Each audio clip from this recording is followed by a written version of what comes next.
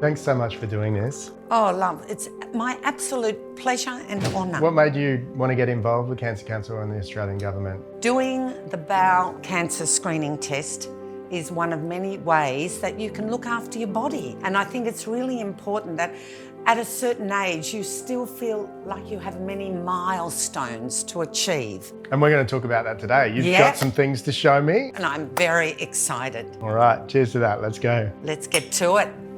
It's my 1974 Wagga Wagga Drama Festival Best Actress Award. There you go, you can hold it for a minute. That was the moment that I realised that I could actually do this acting thing. I joined the Murray River Performing Group, where I met my partner Paul. We created a group called the Sensational Spangles, who were a 60s rock and roll group. Great hair. Great hair, it's a wig.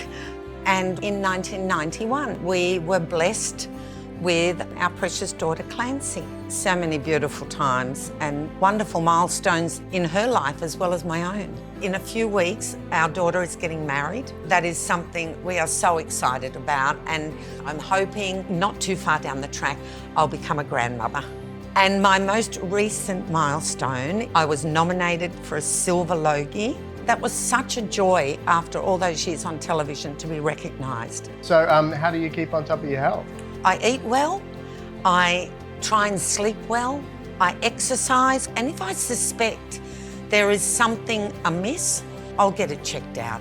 So you've recently done your bowel cancer screening test? I have, and it made me feel empowered and capable of just moving forward and enjoying life and enjoying my health and enjoying every day. And it is so, so simple. But would you believe only 4 in 10 Australians over the age of 50 take that test? And 90% of bowel cancers are treatable if they're detected early. Honestly, as soon as the test arrives in the mail, get to it, because life is too short.